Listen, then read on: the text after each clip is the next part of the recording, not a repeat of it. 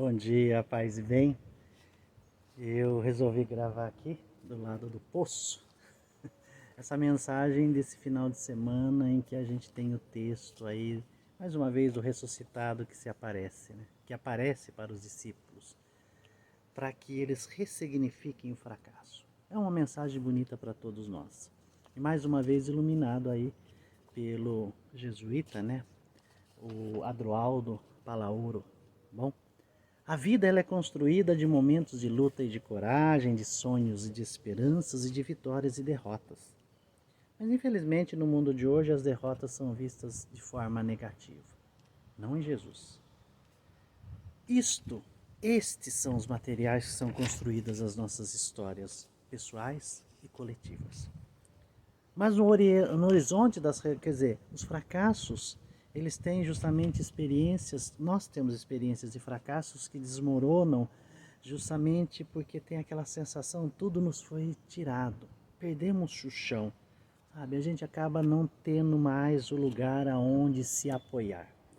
Mas os fracassos, na lógica da ressurreição, ele tem o seu lugar. Ele pode ser percebido como chance de crescimento e de amadurecimento. Para as pessoas que conversam comigo, eu sempre disse assim: o pecado não é só negativo. Ele é uma possibilidade de sermos melhores em Deus, conosco mesmo e com todas as coisas à nossa volta. O fracasso pode ser a luz da ressurreição, desvelador da natureza do próprio ser humano, que vai amadurecendo, superando esse sentimento infantil de onipotência, sabe, descendo do pedestal ao qual a gente se coloca de forma orgulhosa e avarenta. Os fracassos podem se revelar como ocasião privilegiada para ativar outros recursos humanos que não tiveram chance de se expressarem. Os conselhos evangélicos, as virtudes evangélicas, as atitudes de Jesus de compaixão, de misericórdia. Integrar os fracassos significa assumir as perdas ou carências que aparecem como uma negação da vida, mas que contém potencial de nova vida. Olha a cruz, de crescimento, de maturação pessoal. Em definitiva, de criatividade humana. Em nosso contexto social, infelizmente, o fracasso é vivido como perda de prestígio, de poder, de status. Mas se o situamos no horizonte da ressurreição, ele pode ser elaborado de forma muito saudável. Poderemos redescobrir que o fracasso pode ser fonte de fecundidade, de vida em abundância. A gente pode reler, reinterpretar e ressignificar os nossos fracassos, crises e feridas. Tudo é acolhido, tudo é integrado, tudo é mobilizado para dar um passo em direção ao novo futuro, ao novo homem, a uma nova vida. Há um relato que sempre justamente os textos nos trazem, né? E a gente tem uma visão da ressurreição como uma apoteose, o que é apoteótico. Jesus que sai do túmulo e pluf, e dá aquela explosão. Mas a gente vai perceber que os relatos bíblicos mostram isso de forma diferente. Um Jesus muito humano que vai tocando o nosso coração de forma sensível, tirando justamente o medo e tendo coragem para perceber, bom, o fracasso, a dor, o sofrimento e a morte não são negativos. São possibilidades de uma vida nova.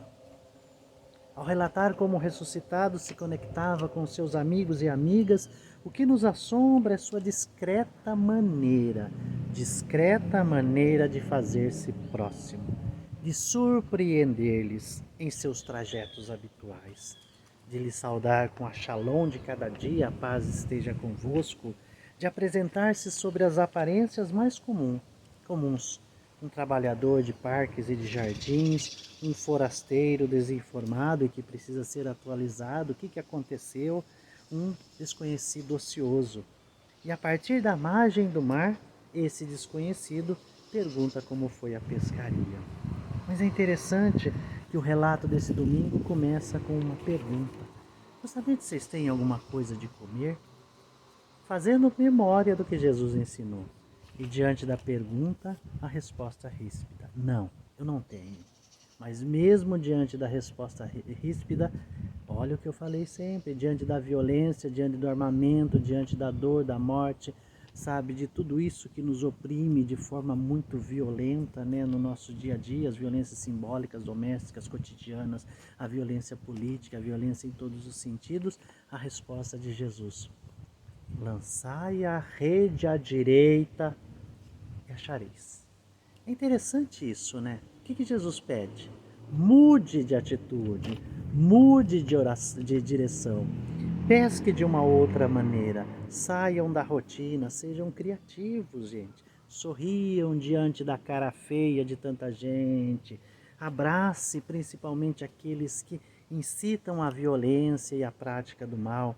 Também para lançar a rede existem dois lados: o lado conhecido e rotineiro e o lado novo, alternativo, que nos dá medo, porque é novo. Revendo o passado, os discípulos reconhecem que estavam trabalhando do lado errado e, determinados pelo peso, justamente, eles mudam e deixam justamente que o crescimento acolha. Saber escutar os outros sempre pode ser útil. O pior é a autossuficiência, que leva a acreditar que sabe tudo. E a gente está cheio de exemplos, principalmente de nossos líderes. Até o conselho de um desconhecido pode ser princípio de êxito. Uma frugal refeição e a presença que se faz companhia foram a estratégia encontrada por Jesus. Lembra que eu disse? É na mesa que as coisas acontecem. É na mesa que a gente partilha alegrias e tristezas, a gente faz memória, a gente relembra, a gente se conecta. Não simplesmente no olhar, mas no coração. Há algumas brasas que recordam aquela fogueira em torno da qual, alguns dias antes, o velho pescador jurou não conhecer Jesus e negou 3 vezes. Agora, junto ao fogo, irmão, Jesus lavará com misericórdia a fraqueza de Pedro, transformando para sempre o barro frágil em pedra fiel, transformando sempre seu barro frágil em pedra fiel. O relato desse texto justamente nos revela que é do meio do fracasso que pode brotar o impulso para uma adesão muito mais radical. Aquele que no fracasso desceu ao mais inferior, aos infernos da condição humana. Aquele que se fez fracasso para se fazer mais solidário com todos os fracassados da história. Na lógica divina, os privilegiados são os fracassados, que mudam de vida. Assim aconteceu com Pedro e seus companheiros. Foi no contexto do fracasso, da morte de Jesus, do retorno à profissão de pescadores, da pescaria infrutífera, que Pedro foi perguntado sobre o amor. Foi também nesse contexto que Pedro teve a chance de se deixar reconstruir, de olhar o seu fracasso e a chance de professar, de encontrar a sua identidade no ressuscitado que ali se apresentava. E por 3 vezes Pedro responde: sim, eu te amo. E Jesus lhe dá a missão: apacenta as minhas ovelhas. Ele não condena Pedro, ele não aponta o dedo, ele ama Pedro. E mais ainda, ele confia que mesmo depois do fracasso, Pedro justamente terá êxito na sua missão. Antes um Pedro valente o suficiente para cortar a orelha do servo do sumo sacerdote com uma espada, mas que perde a valentia em seguida a ponto de negar reconhecer o próprio Jesus. O Pedro que emerge deste contato terapêutico com o ressuscitado é um Pedro corajoso, decidido, mas também muito mais amoroso, humano, pronto para exercer o ministério do cuidado. Deus nos capacita, do rebanho confiado pelo ressuscitado. Então a grande pergunta justamente é: o encontro com o ressuscitado possibilita reler a vida, ressignificar fatos, reciclar pedras e feridas, processar fracassos, para sair do fatal ponto morto. Gente, a partir de hoje, não peques mais. Se você recebeu a absolvição, o perdão dos pecados, não fique fuçando lá na adolescência, na infância, como se de repente aquilo tivesse mais peso do que a misericórdia ou o perdão de Deus. A partir de hoje, vá e não voltes a pecar. É o que você fará daqui para frente, não o que você fez que importa para Deus. Diante das crises, feridas, fracassos, qual é a sua tendência? Tentar deletá-los através do retorno ao cotidiano normal da vida, né? Vamos voltar a pescar. Ou oportunidade para um despertar outras dimensões da vida mais ricas e ousadas. Olha o fracasso, gente. Olha a sua volta. Infelizmente, nós estamos cercados de pessoas que nos empurram para baixo diante do fracasso. E a gente acaba não olhando isso como possibilidade de sermos pessoas melhores. Que Deus os abençoe. Um beijo no coração.